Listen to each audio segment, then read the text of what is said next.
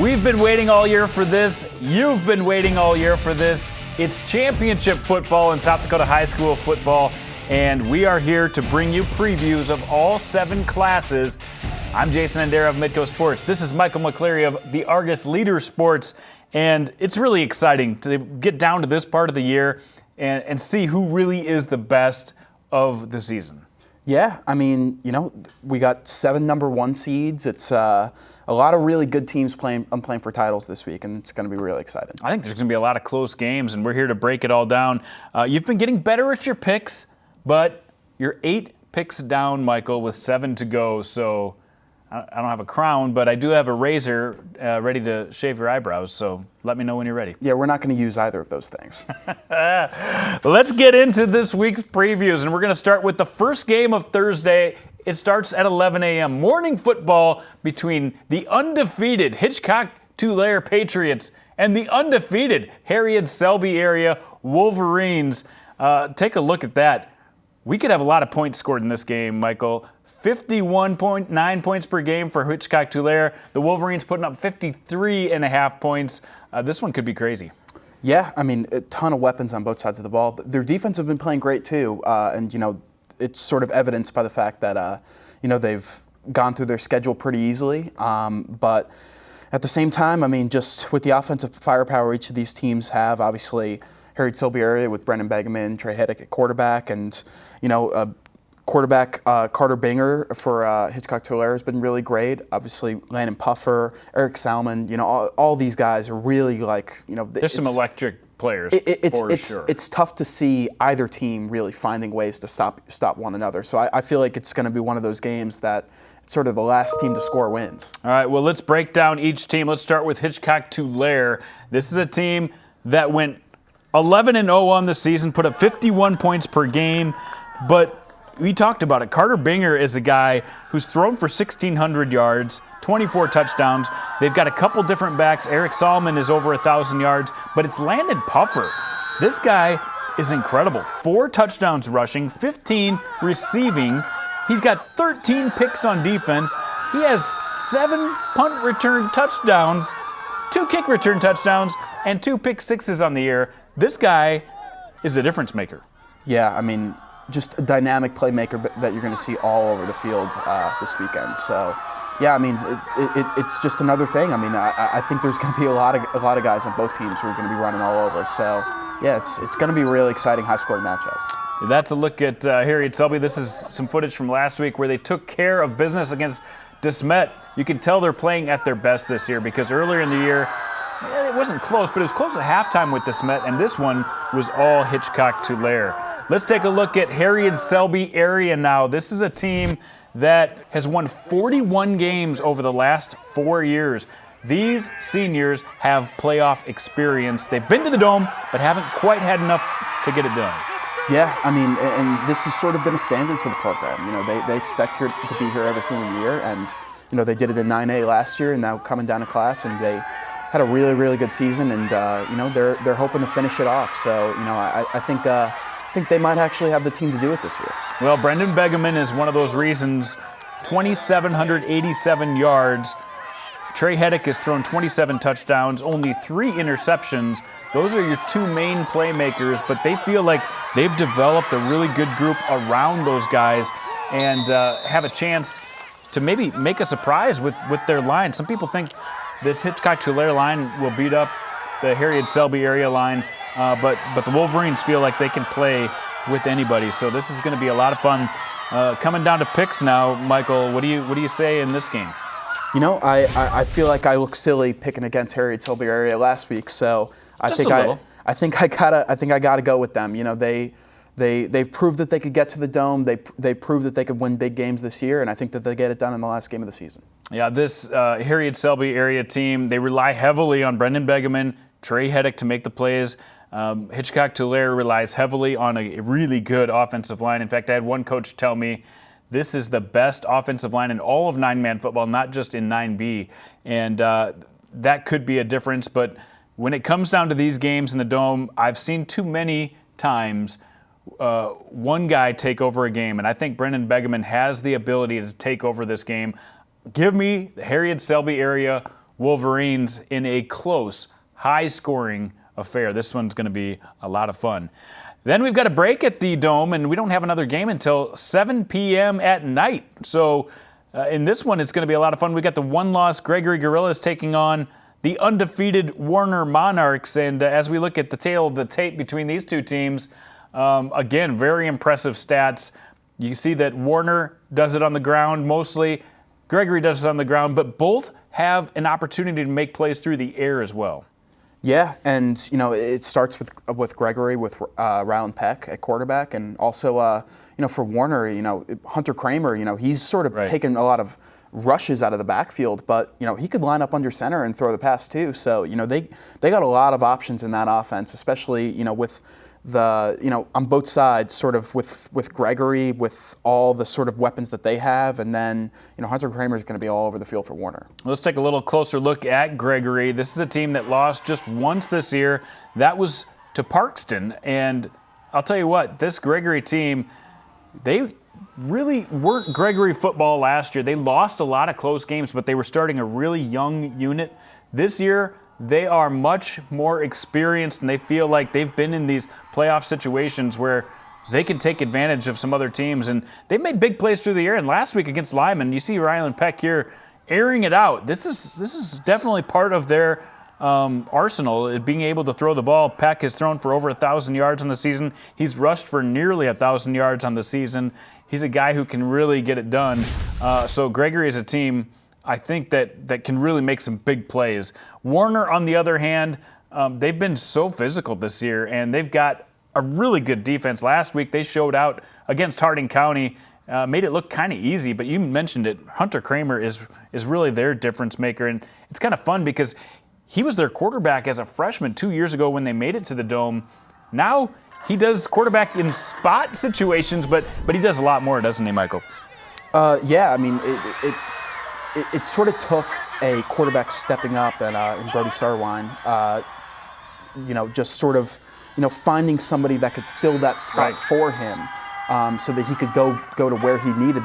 They moved him to running back as a sophomore, because they wanted a go-to presence there, and he's been that and more for them. And obviously they move him around the field a lot. Sometimes they even split him out into the slot and have him catch some passes. So, he's a weapon, and he's probably as big of a weapon as there is in this game, but there's a lot of weapons in this game. Yeah, Warner can get after the quarterback too. Devin Woosley, 17 legit sacks this year, so watch out, Rylan Peck. He's going to be all over you. Time to make our picks on this one. 9-8 football. We've got two really good teams here, Michael. What do you think?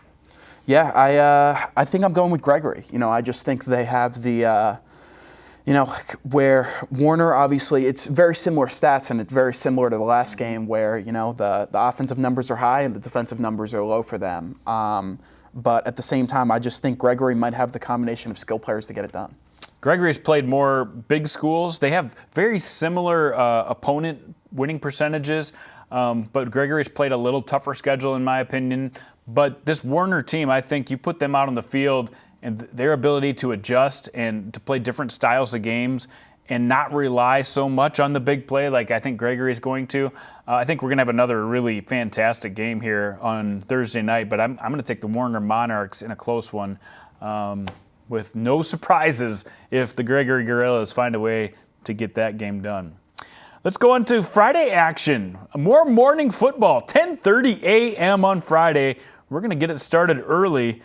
9AA action. We've got two really good teams in 9AA that found their way to the Dome, and Parkston, they came in as the 6th seed, but just one loss on the season for them, and they've gotten stronger. You see outscored opponents in the playoffs, 116-21. They're playing their best ball at this point in the season. Yeah, Parkston head coach Matt Graves said that they were one play away from being a top-seeded team, So, if they would have won that Hanson game towards the end of their season, that's a team that's near the top of the standings there. So, Parkston knew all along that, they were, they were a team to beat in this playoffs. And I think, came out the next week, and now he's sort of proud that they've gone through two of the top 3 seeds. Well, this is a team, let's take a look at some of the Parkston video that we've got here and what they've done. They had a big special teams play. That's a place where they really excel. They've got a couple different running backs. There's Braden Jervik, Luke Borman, Some guys have made some really big plays for them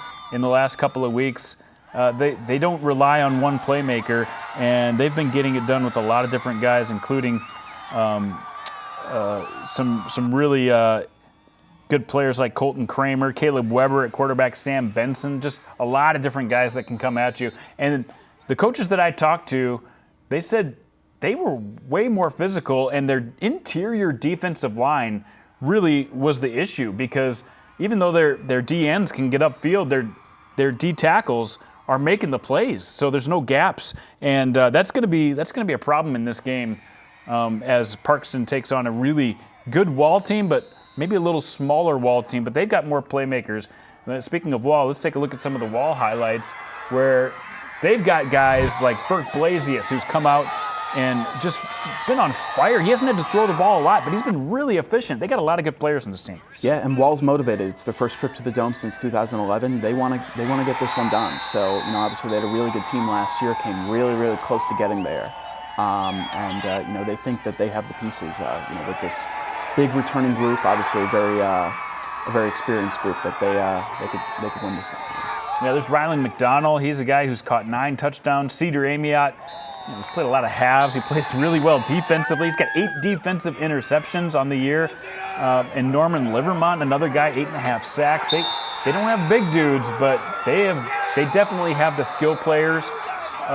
And they've been close a lot of the years. Like you said, they're a very hungry team at this point in the season. And time to make our picks on this one. This is going to be an interesting one. Wall's been knocking on the door. Parkston's really come on strong lately. Who do you got?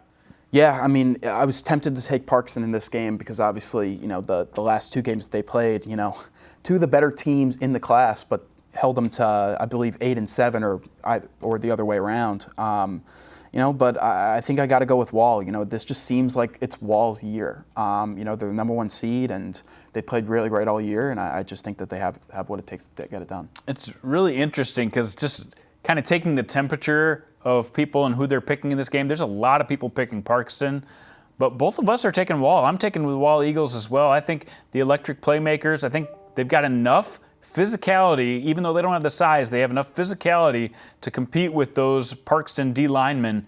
And I saw them do that in the semis last year against a really physical Howard team. They didn't quite get the win, but they took that step up. And I think they can beat that type of team that Parkston is this year. So we both have the Wall Eagles in 9AA. Let's move to afternoon football on Friday, where we've got a 2:30 start.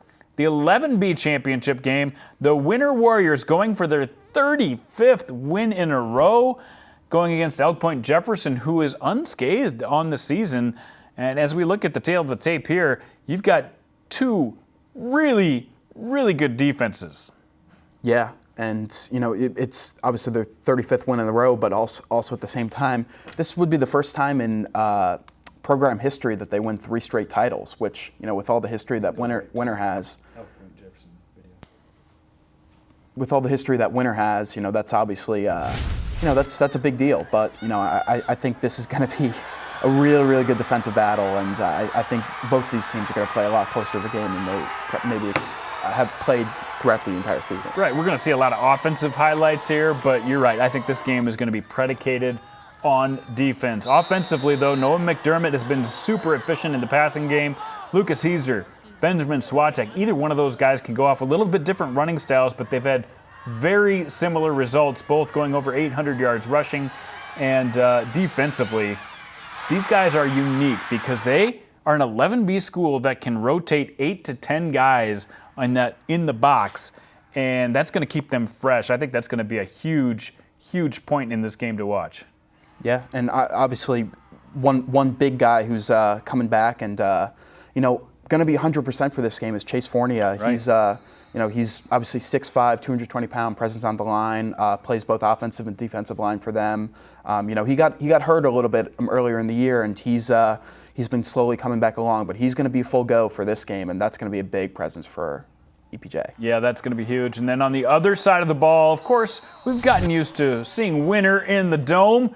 This is a team that just keeps on pounding teams, and they may have had their toughest test ever schedule-wise this season, and they are breezing by opponents. In the last 2 weeks, this is a look at quarterback Blake Vollmer. He's shown off he has a little bit of an arm, too. He's thrown 5 touchdowns in the last 2 weeks. This is a guy who's thrown 38 passes all season long, but they're going to probably try to run first. Yeah, and when they do pass, though, they like to catch teams by surprise, and generally that's a successful formula for them, just with how dominant they've been in the run game. So when Blake Vollmer goes back to pass, he's probably thinking that there could be a touchdown in the future there, but half of his passes this year are touchdowns. By the way. And not surprising just the way that they run their offense, but. With Riley Orrell at running back, obviously, you got the junior Aiden Barfus at fullback. They just got so many guys that can, just sort of grind for yards, take 15-play drives, and just completely make it really hard for sort of defenses to respond, offensive to have time on the field. Like Winter just, they impose their will, and you saw it against all the 11B opponents they played, but also against West Central, who's also in the 11A championship game. It's so fun to watch Winter because Carson Keyser can run the ball for them, Riley Orrell can, Aiden Barf is probably their main guy, but Orrell in the receiving game or in the special teams game, this is a guy with 3 or 4 special teams touchdowns this year. He's been phenomenal. And I think that maybe for me might be the tipping point here because we're so very similar with explosion on offense, with dominance on defense. Maybe the special teams mix. I don't know. What's your pick on this one? This could go either way. Yeah, I do want to note that before today, Elk Point-Jefferson's yardage allowed per game is 80 total and 23 on the ground. So that's how much they allow per game. And obviously Winter likes to run a lot, so they're hoping they could get a little bit more than 23. But 23 yards per game, not bad. Yeah, but at the same time, I mean, you can't really pick against dominance. And I think Winter, over the past 3 years, they've proved that they're the dominant program in 11B. And Elk Point-Jefferson's going to be extremely motivated. Obviously, not too far from the Dakota Dome, so they're going to have a really nice crowd there. So. But I think in a close game, closer than many of these teams have experienced, I think it's going to be Winter. Both of these teams are used to getting off to really good starts and padding the lead early. Elk Point-Jefferson has outscored opponents 225-7 in the first quarter this year. So I really, if you want something to watch here, see what happens in the first quarter and see which team lands the first punch, because it's going to be difficult for a team to come back in this game and kind of change what they do. I think Winter will get that first punch and land one on Elk Point-Jefferson. Again, wouldn't be shocked to see this one go either way. We've got some good games coming up in the Dome this week, and this one promises to be just one of the best. Friday night, we'll move on to 11A action. 2 teams familiar with winning championships. The West Central Trojans, they went on a tear in the early 2000s, and Del Rapids in the 2010s. That was their decade, and now in the 20s, they both see each other once again. 2 towns not separated by very much geography. Stats look similar, but they're 2 really different teams. What do you see in this matchup? Yeah, I mean, it seemed like in the middle of the season this was going to be the matchup, right? And then 11A... Right. These were always 1-2 pretty much all year. Yeah, and then 11A just got super, super intriguing and very, very close, where the top 4 teams sort of looked, you couldn't really separate them from one another. But, in the end, it ends up being Del Rapids West Central anyway. And, I think this is going to be really good. They score a similar amount of points, they give up a similar amount of points, and their offensive run at similar type speeds. So, I think it's all about sort of pace of play in this game. Well, this West Central team had lost just 1 game on the year, and that was to Winter. And after talking to their head coach, Chris Hernandez, he said, we were out of sync that game. We didn't play like ourselves. We did some different formations we're not used to doing. In these last 3 games, he felt like they really got back to who they are identity-wise, and it's that guy, number 6, Justin Zerpel. This is the difference maker in the game. Yeah, Justin Zerpel, he's been passing. West Central was actually kind of surprised with what he could do in the passing game. Yeah. Obviously I'm coming into the season as a running back, but he's obviously really good in the running game. But he's got an ability to pass. But one of the things that West Central changed was they got running back Jesse Yost some more carries. He's got 37 carries for 306 yards in the last 4 games. He was a guy who was averaging 7.1 yards per carry. That they just weren't rotating in as much as they thought that they needed to. So yeah, they've been able to rotate. I mean, this is unheard of for an 11-8 team. 18 to 20 guys on offense, and that really throws off the defense. Planning for matchups. It's incredible, and it shows you the depth of talent on their team that, they have a guy that maybe, they thought was on the sideline too much that they could insert into the game and immediately become a difference maker. So, I mean, West Central, they have a lot to like on the offensive side of the ball. Yeah, and they're going to be good on defense as well, but they're going to have to get ready for Del Rapids, who lines up in that double wing most of the time. They can throw a little bit. Jack Henry can throw a little bit. But they're going to line up in that double wing and try to beat you man for man. Not many surprises. Maybe they've saved a couple surprises for the Dome, though. Who knows? But they've got some talent on this team. Yeah, and you mentioned Jack Henry. He's a running quarterback, but he's a different type of runner than Justin Zerpel is. Yeah, he's a runner with a really good arm. Yeah, but he's also like extremely, extremely fast in the open field. Where in terms of top end speed, I mean, there's probably few quarterbacks in 11A who could match Jack Henry. So he's going to create some opportunities in the backfield to extend some plays down the field for Braden Pankinen and some of their other weapons. And Mason Stubbe, I mean, he's been unreal this year. Yeah. Breaking tackles, it's impossible to bring him down on first contact. Stubbe and Sutton Williams and Pankinen, like you mentioned. Pankinen had trouble walking off the field at the end of last game. I asked Coach Huska how he was doing, and he said he's good. So expect Braden Pankinen to be a factor in this game. This Del Rapids team, they're really tough on the run, and they're going to have their hands full with Justin Zerpel and company. You mentioned it. There's a couple other backs, too, in Bartman and Yost and some of these guys who can really cause a problem. You've got a team that loves to spread it out with West Central. You got a team that loves to stay tight with the double wing in Del Rapids, but both of them play really good brand of football. What do you think for predictions in this one, Michael?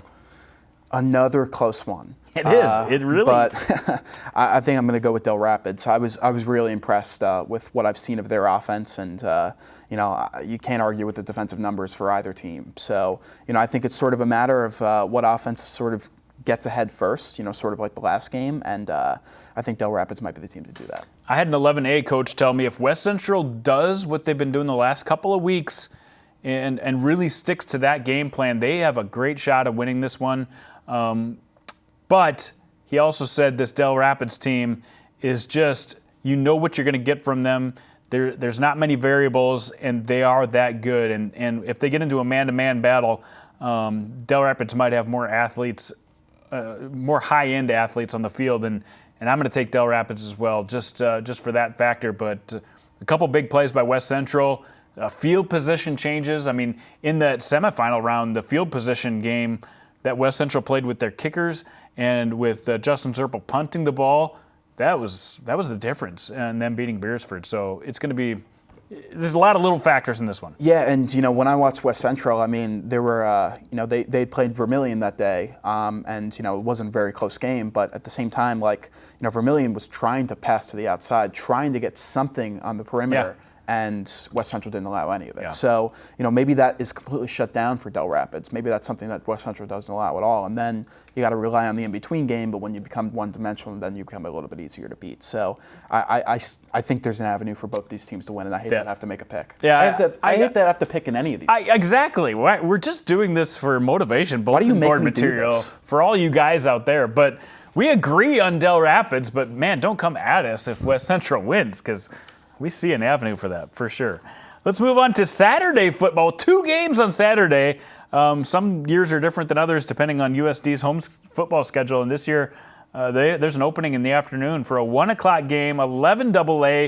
We've got a little rivalry here. T-Area and Pierre, they've played the last 2 times, single digit, come down to the last play both times that they've played.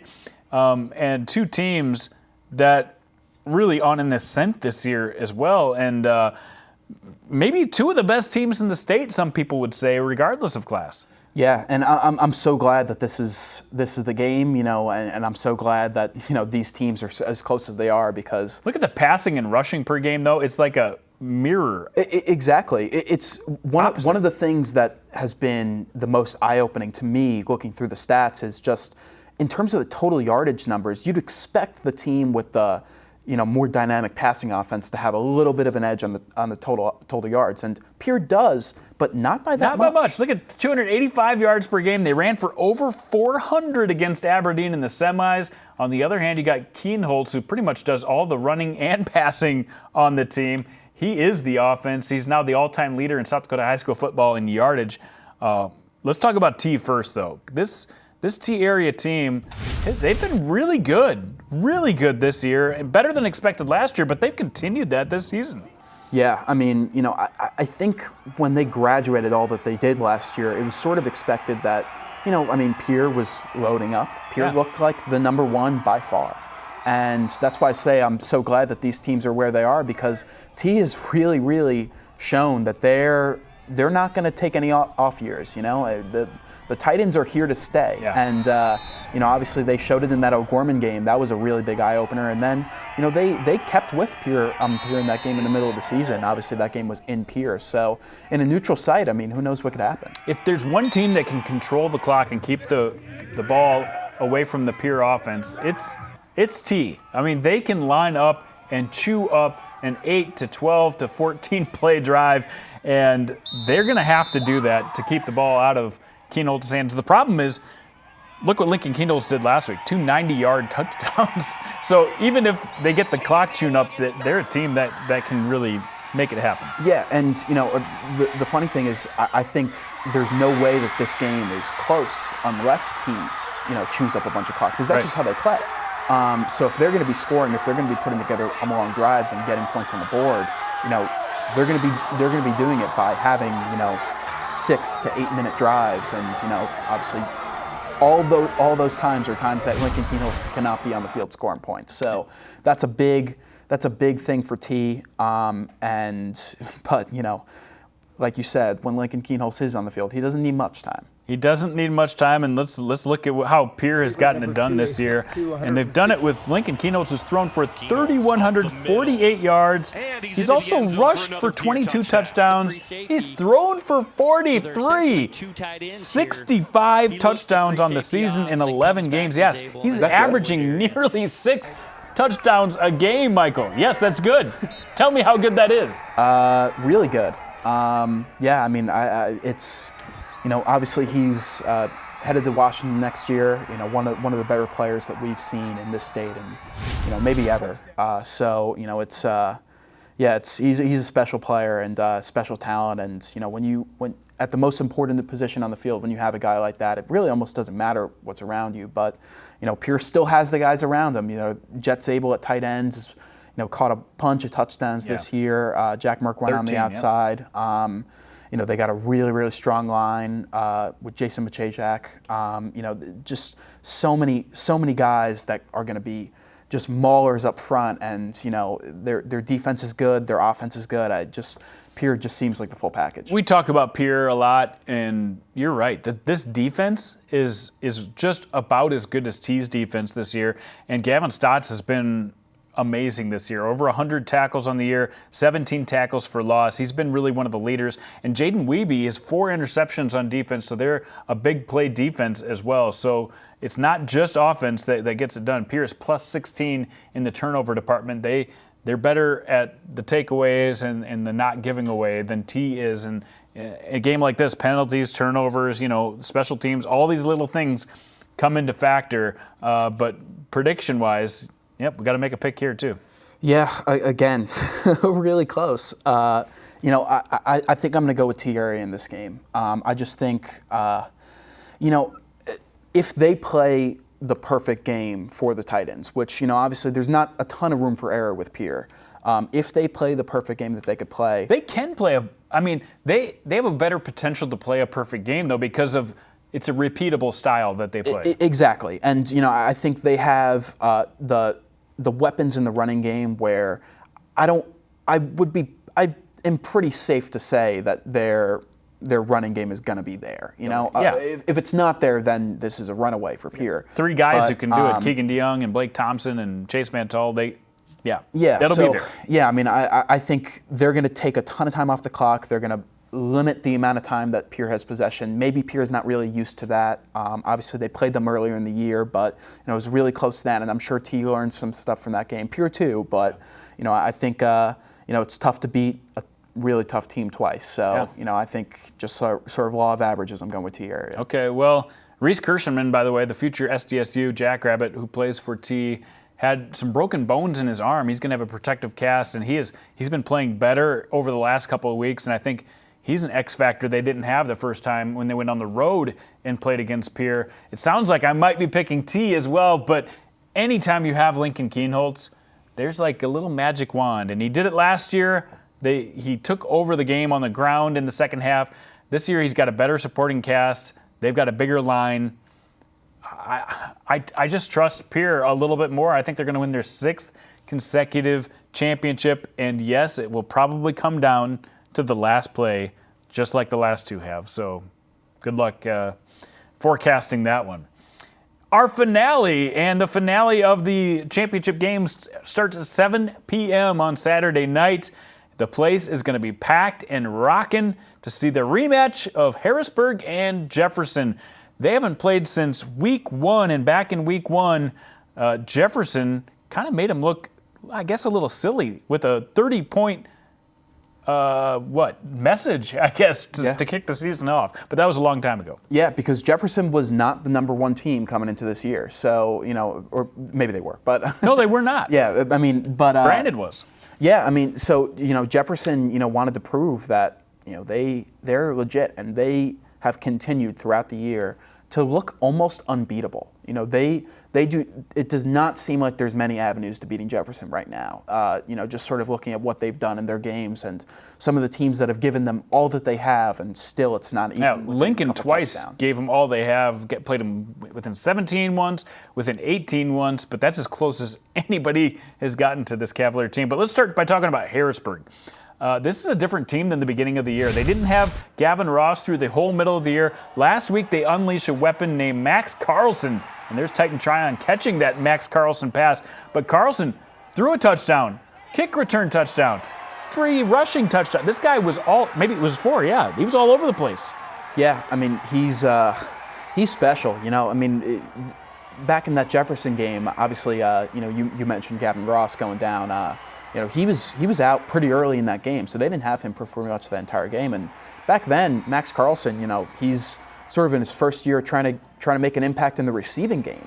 And obviously with the new quarterback and Dylan Elrod, like there were some chemistry things that they needed to work out going through the season, and they obviously figured that out, and got Max Carlson some touches in the backfield. He took 22 carries last week, and took it for like 180 yards, 4 touchdowns. I mean, he was breaking tackles. I mean, he's not a huge guy, but he's extremely elusive. And that was impressive. He can get skinny and get through a hole really quickly. He's throwing another touchdown. He's thrown 4 touchdowns this year on, I think, 5 completions. So this is definitely a weapon, and that can change the game. It changed the game against O'Gorman. They had to come back and win that one in the semifinals. This Harrisburg team has lost just 2 games on the year. The very first one to Jefferson, the last regular season game to O'Gorman. They've avenged the O'Gorman loss. Can they avenge the Jefferson loss? Gavin Ross back. Dylan Elrod seems to be settled in now. He's thrown for 2,300 yards on the year. This is a team full of weapons. Titan Tryon has really emerged as a junior as well. But they got to go against the Jefferson Cavaliers, folks. 44 points per game this season, allowing 11.4, and this team is dialed in, to say the least. Yeah, I mean, it's one of the things that's most eye-opening when you look at the stats is, obviously the headlines are made by the connection between quarterback Talon Ashley and wide receiver Griffin Wilde, but where they really make up most of their ground is in the run game with Nelson Wright. He's rushed for 1,200 yards and almost 1,200 yards in only 9 games this year. But they don't give up many yards on the ground either. So their differential is almost by 100 yards of rushing yards per game. Yeah. So yeah, it's and obviously, we see in the highlight here, I mean, Taylor Ashley, he could run a little bit too. So every coach says that too. That's such a huge X factor. Last year they depended on that. This year it's a luxury. Yeah, I mean, it's funny. That's actually a great point because, that was their rushing offense last year. And now this year you got, he's just sort of a compliment. Here's defense, by the way, probably not talked about enough, same as Pierre. This defense is crazy. Thomas Heiberger, 30 tackles, 4 sacks, 5 for loss. They've made huge pick 6 plays. There's Dawson Sexer going for a touchdown. Bo Giblin's gone for I mean, this defense is loaded. And their secondary, I've had 11 AAA coaches tell me their secondary is the difference. They can man you up and free everybody else to go after the quarterback. Yeah, I actually did a story in the Argus Leader, which you could read last week on the Jefferson secondary with obviously safeties Bo Giblin, London Cobb. They've been really, really good this year. Obviously, London's sort of the hard-hitting guy who's just bringing that intimidating factor, and Bo's just in the backfield calling all the plays, and he's obviously had a couple big plays on interceptions. I think he has 4 picks on the year. So yeah, he's their secondary matches up to pretty much any unit in the state, and I feel like that's might be an understatement. They've been really, really good. They really have, and a couple of those guys juniors, Dawson Sexer, Thomas Heiberger, and some good guys on the front line too. And I think that's going to play a big factor in this game. But time to make your picks. Nobody's gotten close to Jefferson this year. Does Harrisburg get close? Do they win? I don't think they win. I think in a perfect game, which I think they would have to do to beat Jefferson, in a perfect game, I still think they might fall a little bit short because that would sort of imply, like a loss I think would imply that Jefferson would take a step back, and I don't really see that happening at this point of the season. So, I think the Cavaliers are sort of the team of destiny this year, and I think they're going to get it done. It sure seems like that, but here's one thing to keep in mind. Harrisburg has been to the Dome now, 3 years in a row. So these seniors, I mean, they finished their year at the Dome every single year for now the last 3 seasons at least. Jefferson is in the 2nd year of existence. Yep. These guys finished under 500. If they get into a close game, do they freeze up a little bit? I don't know. Who knows? You'd expect that there would be a little bit of jitters, but it's possible that they're just too talented where they just might push past it. But at the same time, you're right. Experience is key, and Harrisburg definitely has a lot more experience than Jefferson does in these games. Harrisburg has a lot of good players on the field. Jefferson has great players at, I think, pretty much every position. I'm going to take Jefferson as well, and I think they pull ahead late by maybe 2 touchdowns and get this thing done. But Harrisburg gives them all they can handle for more than half this game. But who knows? That's just us making picks. We are the Football Insiders, trying to break this down the best we can for you. But it's been a lot of fun talking football this year with you, Michael. Yeah, you as well. I always look forward to these Wednesday, Thursdays. I'm excited to get to watch some championship football this week. Well, if you see us down at the Dome, I'll be down there Thursday and Saturday. Friday, I'm going to hang back for our show, Varsity Sports Live. I'm assuming the Argus will have some coverage of championship games as well. Yep, I'm going to be out there for all the Friday, Saturday games, and then we'll have one of our sister papers taking the coverage of the first 2 9-man games on Thursday as I handle some other stuff. But so we got all 7 games covered, so I'm really excited for that. And as always, some of the best, most fun of the year is doing postseason awards. You guys, of course, putting together Elite 45. We're going to put together our Players of the Year special coming up next week. So a lot to look forward there, too, and a lot of tough decisions to be made. Yeah, and coaches, if you have an email in your inbox from us, help us out. Send in. Help a brother out. You got it. Send in whatever you can, and we're really excited to get this season all wrapped up. It's a fun time of year. Make sure to say hi to us if you see us at the Dome. It's been a lot of fun talking to you guys this year, but it'd be fun to hear from you guys as well. For Michael McCleary, I'm Jason Andera. That'll do it for another season of Football Insiders. Thank you for watching.